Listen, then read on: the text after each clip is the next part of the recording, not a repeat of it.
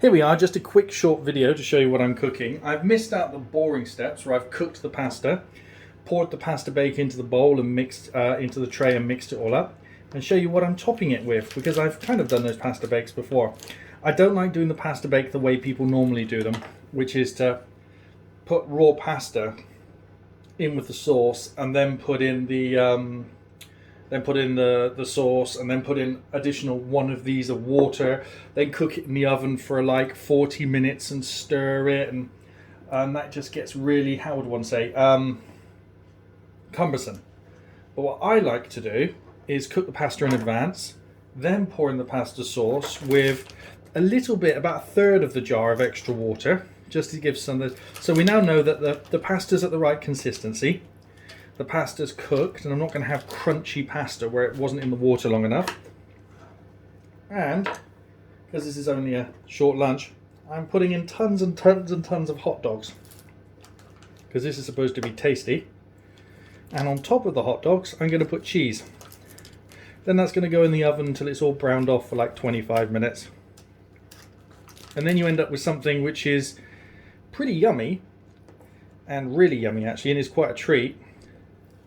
And it's got a cheesy top, lots and lots of hot dogs. So this currently is going to be for 4 people. So there's 4 hot dogs, and then for one person's only getting 1 hot dog each. I'm just going to mix those in a sec. But there's going to be cheese on top, so it's going to be yummy as well. And the pasta's definitely going to be 100% cooked, which is great.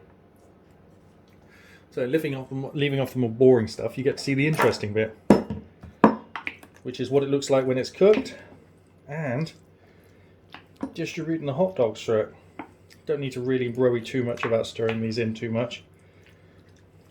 You know, I want some of them near the no, kitty. Go on. That's it. Just have to tell her now and she jumps down. There we go.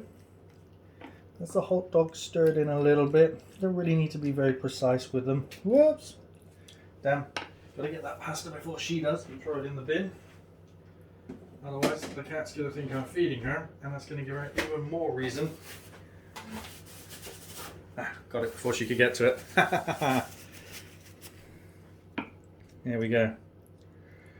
There, now the hot dogs are already cooked, so we're really only heating them through. The next thing I'm going to need is to grate the cheese on it. This should be yummy.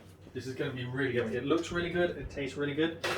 I did think about, filming the whole process, but I thought, I filmed myself cooking pasta like 10 times. It's very little point. It goes in the Ninja Foodie for 6 minutes and I'm done, right?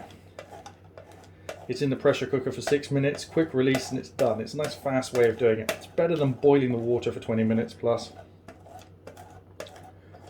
This cheese grater this cheese is quite crumbly. It's supposed to be mild, but I just tried a bit and it's extremely mature.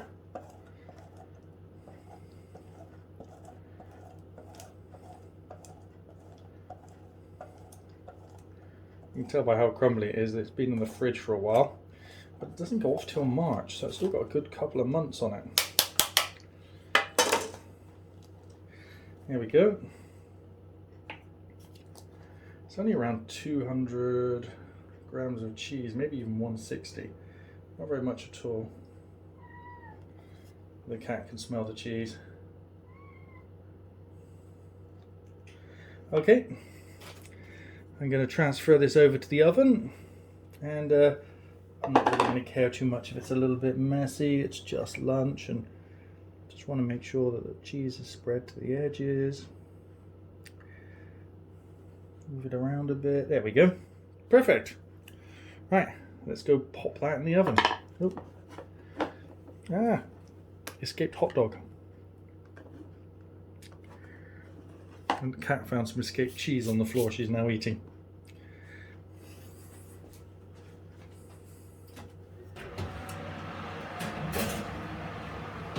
There we go.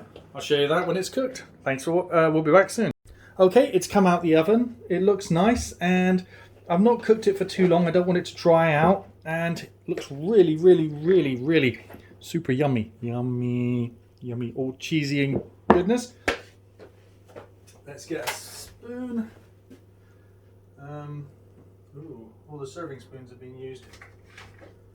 Gonna have to just grab a big normal spoon to serve it.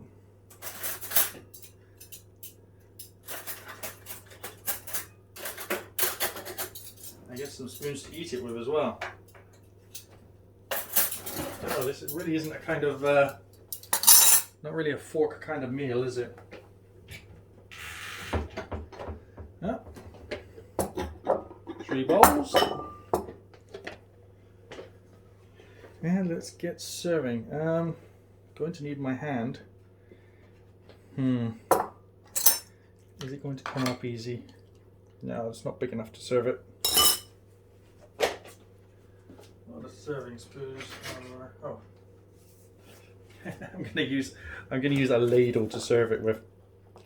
I just find that kind of hilarious because this is really for serving soups. There we go. Oh.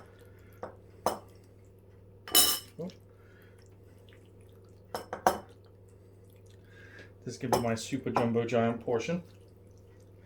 I am super hungry. Wow, this is a lot more than I thought it was. Yep. Let's put my spoon in there. Let's get the next portion for Max, which won't be quite so big.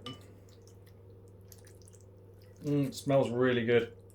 Oh, one escaped hot dog there. Yep. Yummy.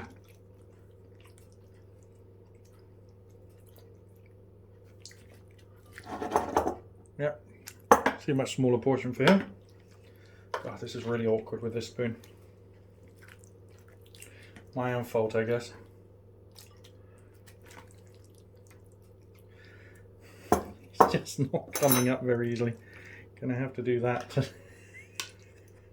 It's just rolling around the bottom of the tray, just not putting anything in. Make sure you have the right tool for the job. There we go, and there's going to be some left over, which I'm going to have to go put in the oven so the cat doesn't try eating it. As soon as we turn our backs, she's going to be all over that. Yep. There we go, everybody served. Let me just try a little bit of the pasta sauce with a piece of hot dog and let you know what it tastes like. Absolutely perfect. That's my favourite way of cooking it. It isn't dried out, it isn't crispy pasta, and the cheese is melted to a nice consistency. When you do it as per the instructions, where it stupidly says to pour in the sauce on raw pasta and leave it in the oven for 40 minutes or half an hour, stir it, put it back in for another 40 minutes, it really doesn't come out as nice as this. I definitely advocate always cooking the pasta in advance. Ouch. Anyway, thanks for watching. Please like and share the video.